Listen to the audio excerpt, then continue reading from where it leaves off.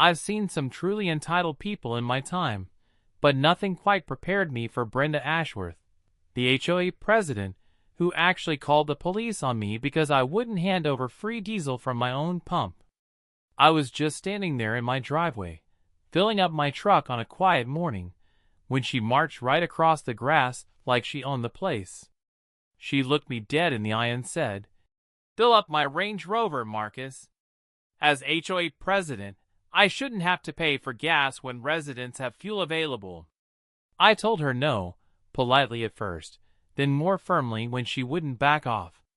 That's when she pulled out her phone, dialed 911, and started telling the dispatcher I was being hostile and threatening her. The smell of diesel hung in the air, mixed with the sharp tang of her desperation.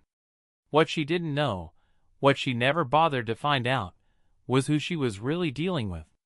My name is Marcus Kellerman.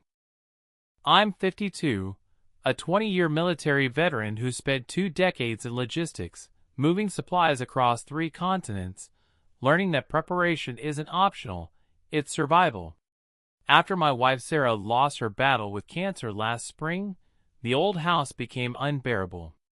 Every creak of the floorboards carried memories I couldn't face, so I sold everything, packed up, and moved to Willowbrook Estates, a peaceful subdivision where the houses were affordable and the neighbors were supposed to keep to themselves. Or so I thought. The neighborhood looked like something out of a postcard: tree-lined streets, kids riding bikes, people waving from porches. The HOA used to be run sensibly by a retired teacher who only cared about basic things: mow your lawn, pay your dues, don't paint your house purple. Then Brenda arrived. She came from some ultra-exclusive gated community, driving a gleaming Range Rover and carrying the kind of entitlement that only comes from never hearing the word no. Within months, she had maneuvered herself into the presidency on promises of elevating standards and removing undesirable elements. What that really meant was selective enforcement. Violation notices for the Rodriguez family over 2 cars in the driveway. Fines for old Mr. Orion's vegetable garden because it didn't match the aesthetic.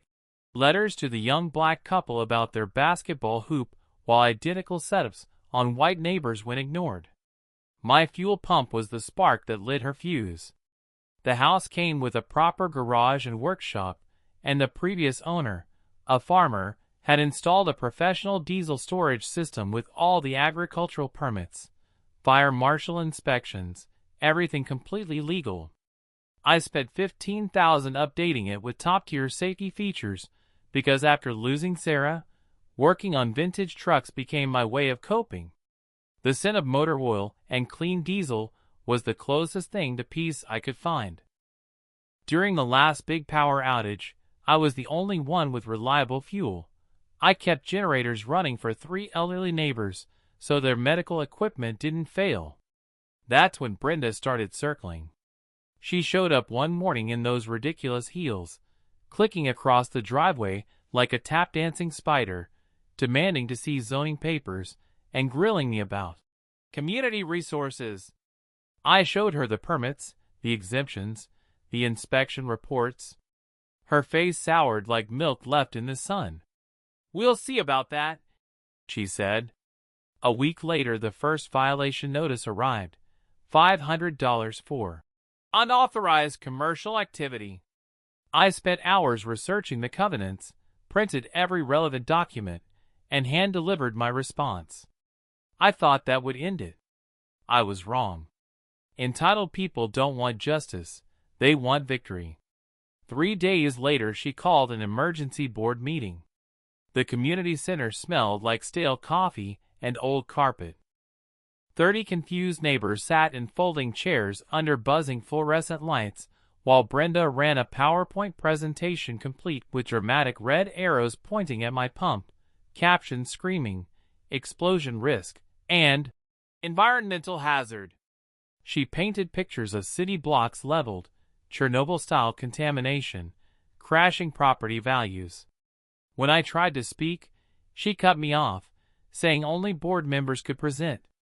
Then Fire Marshal Jim Henderson stood up from the third row and calmly explained that he'd inspected my setup personally.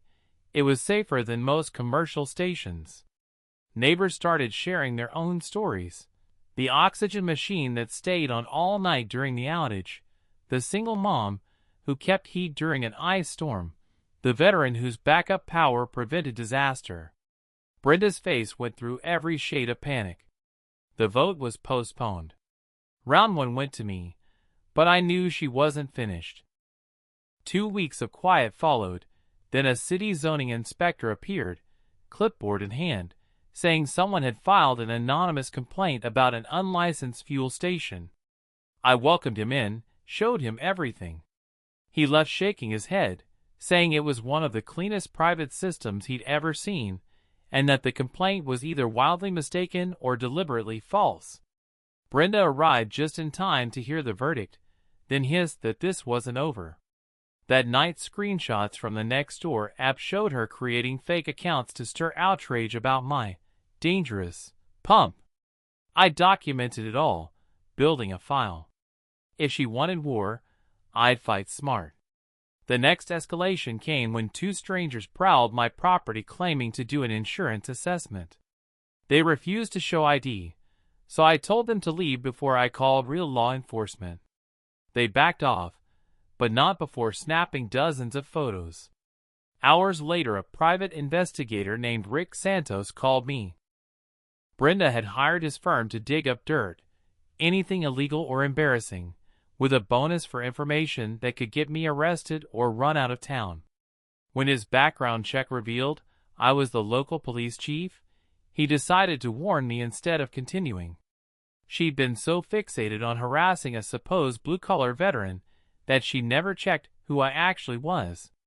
That same day, dispatch called. Someone had filed a harassment complaint against me. Stalking, intimidation, abuse of authority. The complainant? Brenda Ashworth.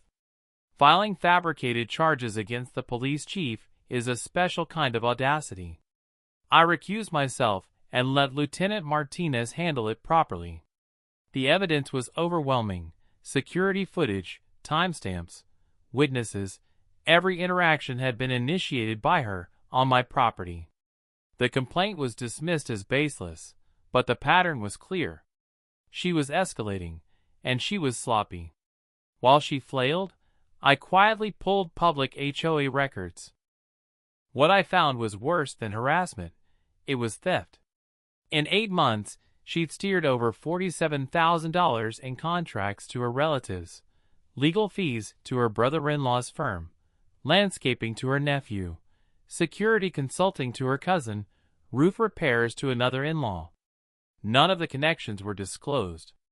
Inflated prices, no competitive bidding, all rubber-stamped by a board she controlled.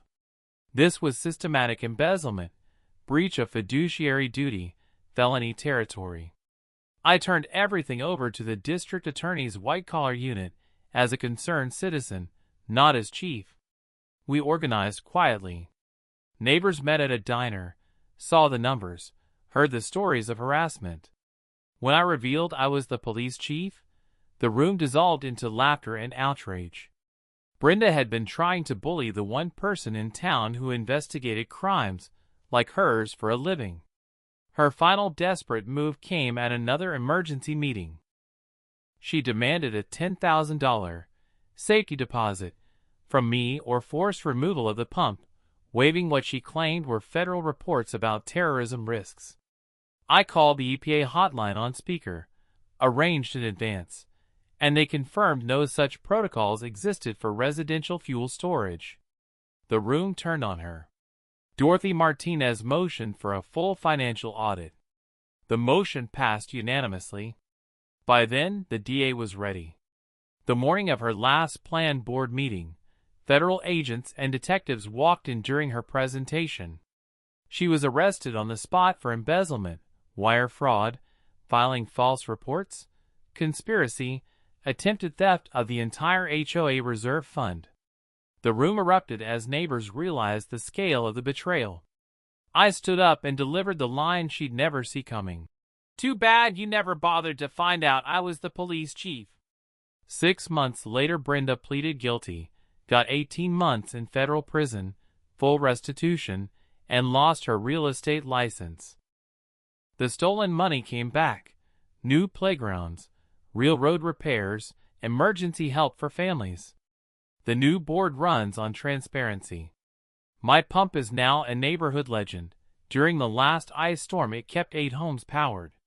We started workshops on emergency prep, financial literacy, HOA rights. Knowledge turned out to be the best shield against people like her. I remarried last spring, Dorothy's granddaughter, who helps with our legal clinics. Life here feels like what a neighborhood should be. Neighbors looking out for each other. No more petty tyrants. My fuel pump still hums quietly in the garage, legal, safe, and ready for the next storm. Karma sometimes needs a badge to finish the job. And when it does, the results are beautiful.